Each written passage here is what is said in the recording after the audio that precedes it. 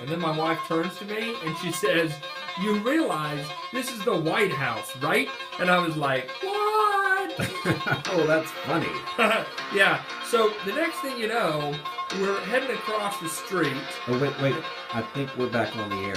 We are? Yeah, so, And welcome back to the show from that commercial break. I'm sure we can all agree that our last guest was really something. Yes, and this exchange seems vaguely familiar. Especially after another fine meal of Asian food. And with that, we would like to bring out our first guest, Dr. Keith Richards, professor of geography at the University of Losping in Hamm, Germany. That's our sister city, you know. Well, everybody knows that, but did you know that words can actually hurt you? Yeah, look, I told you I was really, really sorry about that. Anyway, welcome, Dr. Richards. I hear you're going to set the scene for some of our next guests who will be talking about the fascinating history of Europe. That's right, Mr. Ling. I wanted to show you a map of Europe that will help me illustrate the utter beauty of what it meant to be a European in the pre-Middle Ages, As you can see, Europe is a connection of peninsulas. Those are landforms surrounded by water on three sides, right? Righto, Ling man. Anyhow, these collections of peninsulas made it such that nearly all of Europe was within 300 miles of a coast. That set up these early societies as trade specialists and experts on the high seas. Dr. Richards, it looks like your map shows a lot of isolation by mountain ranges and waterways. Can you comment on that? Jolly good observation, Lingo. You must have been an expert geographer yourself. I had my moments. Well, ranges like the Pyrenees, Alps, and Carpathians, not to mention the Urals in Russia, kept Europe from having too widespread of an empire. Oh, there were some, but we like to think that your viewers have heard about those in Asia and other parts of the world. And the waters, like the English Channel, North Sea, and even the Mediterranean, kept newly formed nations from meddling in each other's business. But I've read that there were empires and invaders and such in Europe's history. Right you are, Ling Ling. An avid historian to boot. Impressive. Well, Europe was divided into Germanic tribes that had a sort of Roman Empire influence. However, as one would expect, that influence barely spread over to jolly old England, where the Anglo-Saxons were busy developing their own community, once they had pushed out the Celts into Ireland, that is. So, who were the big guns in Europe? Well, Lingengrad, I'm glad you asked. The strongest of the Germanic tribes was the Franks.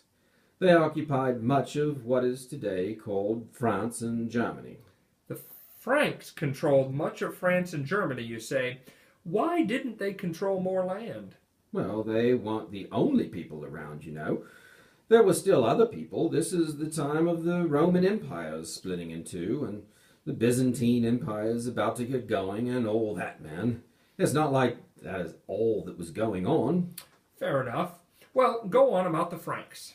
Oh, well, in AD 481, there emerged a man named Clovis, who became king of the Franks.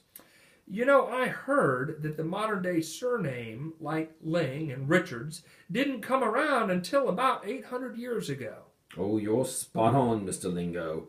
Well, Clovis not only established some order to the region, he also became the first Germanic ruler to accept Catholic Christianity, the new upstart religion of the day.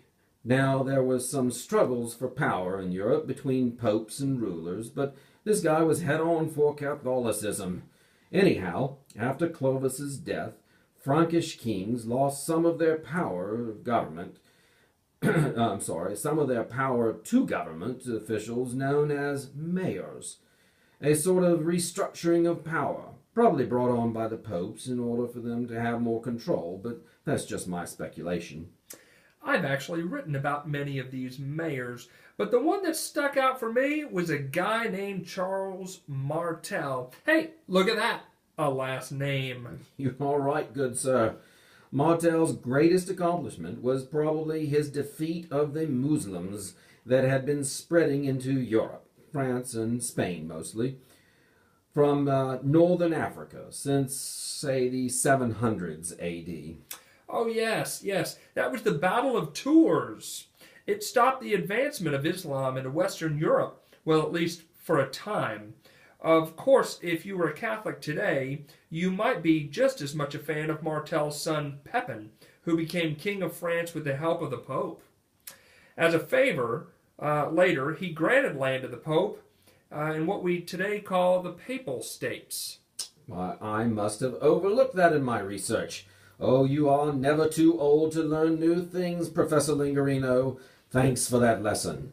Well, Pepin's son Charles became king of the Franks in 768. I told you you were never too old. 768. Dr. Richards, we're going to have to stop you right there, as your time has just about come to an end for a special guest to the show. Ladies and gentlemen, would you give your famous Signal Mountain Eagle's Nest welcome to Charlemagne? Thanks, Mr. Ling and Dr. Richards and Mr. Poss, is it? Thank you for having me on your fine program. I would like to talk to you about Europe around my day. That would be both fascinating and the whole point of having you on the show. But first, let me mention a new sponsor. And then Mr. Poss is going to take over the interviews, as, to be quite frank, I am tired of talking. So, our new sponsor to the show, Darren. Darren? Yes, Darren. Darren the plumber. What a boring name. Yes, it is a boring name. Darren doesn't sing, he doesn't dance, he doesn't have theme music. He just fixes plumbing. And isn't that what you really want in a plumber? Well, I suppose so. So when you need a plumber, call Darren. Darren the plumber. He fixes plumbing. So, you were saying, Charlemagne. Well, as you know, I ruled following 768. But you may not know that I doubled the size of my empire into what is now Germany, France, northern Spain, and most of Italy. Those pesky mountain ranges. Upon reaching this great accomplishment, people started taking to calling me Charlemagne, which means Charles the Great. Now, wait a minute here. I'm going to take over a bit here. Charlemagne means Charles the Great? Of course. What on earth did you think it meant? Well, I always thought it was your name, which of course would be weird because it sounds like a woman's name. Like, I always thought maybe you were named after your grandmother or something. Named after my grandmother? What sort of nonsense is that? Well, it just sounds like a woman's name. It sounds like Charles the Great. Okay, I'm sorry. Please, continue. Well, I, Charles the Great, in 800 A.D., I was declared the Roman Emperor. They were still doing that by the Pope, but I knew that I needed to set up a better structure for my empire. So I set up a central government in Aachen and hired guys called counts who ran local affairs and raised armies for me. But I wasn't very trusting, though, so I had a royal messengers inform me of how these guys were doing. But strong arming the locals was not my only strong suit, so to speak. Did you know that I couldn't read until my later years? Why, yes, I have heard that. Is that why you set up those schools for children of government officials? You know, the ones where they study subjects like Latin and religion and literature and such? Indeed. You know the importance of educating the elite can never be put on the back burner. Well, we had a good thing going, yada yada yada, as people like to say. Unfortunately, this kingdom couldn't make it after my death in 814 AD, and it was divided. That's when all heck broke loose. It seems to. And I'd like to get your professional opinion here, Charlemagne. The empires break up a lot. Well, history does certainly seem to support your theory. I wonder if that could ever happen in the United States. I mean, we are sort of like an empire with all the land we have. Well, I've always felt that any empire could make it if only they had a good method of communication. If only there was some way to get messages back to the leader quickly. After all, riding on horseback for a week to get a message is just not fast enough. If only you could develop a thing where messages got there quickly, the United States just might make it. Yeah. Well, okay. So, we were talking about all the heck breaking loose after the empire broke up. Yes. You can see on this map that there were a number of tribes attacking. Looks like you had a number of tribes definitely attacking. Yes, but the fiercest ones were the Vikings.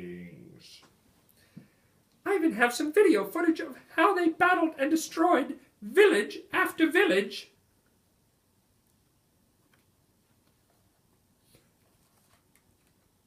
Thank you. Well, let's just see that now.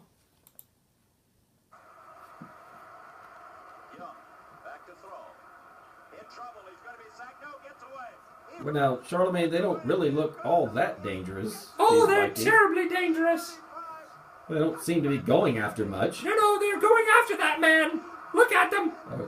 Yeah, he seems to have really been scared. Oh, he got it. Oh, he almost got him. Okay. Well, yeah. Maybe you were talking about somebody different?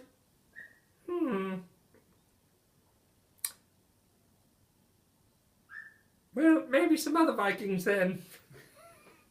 Oh my God. What's that noise besides the dog barking that I hear off to my left or to my right or somewhere? It's a terrible noise. I am Hagar, a Viking warrior, and I am here to tell you the real story of the Vikings. We came from Scandinavia, Norway, Sweden, Denmark. Okay, Hagar. Well, why travel out of your comfort zone down into Europe? Does a bunch of snow-filled fjords sound like surrounded by steep cliffs with little farmland seem like a comfort zone, Mr. Smarty Pants? No, I don't think so. We had to become skilled sailors and rely on the sea for food and trade. In addition, we were raiders of villages. Raiders is what Viking means in our language. Well, that all sounds pretty horrible. Did you say your name was Hagar? Oh, we were horrible. So you did a lot of raiding of villages. I heard you even traveled all the way to North America, or is that just a myth? No, we did. We were able to do all sorts of things in our boats. The boats. Okay, so the boats are what helped you do all that? Oh, yes. We wreaked havoc on towns with our longboats like the ones pictured there. These ships allowed us to travel through rough oceans as well as rivers, since they didn't stretch much under the water. We would seize grains, livestock, and any other resources we needed. And we needed a bunch of resources. We might burn a few things here and there to boot, but we even settled in areas sometimes, like in what you'd call Greenland, Iceland, Normandy, Russia, and the Ukraine. Why, we even came over into the Atlantic into Newfoundland, Canada for a time. I brought along a documentary that will show you some more about our warrior ways. Let's have a look. Yeah, we'd love to do that.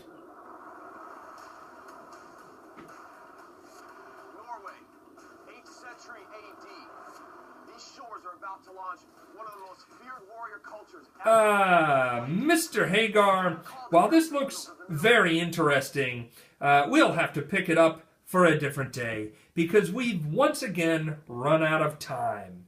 I'd like to thank all our guests tonight, Dr. Keith Richards, Charlemagne, and even Hagar, who seemed very horrible.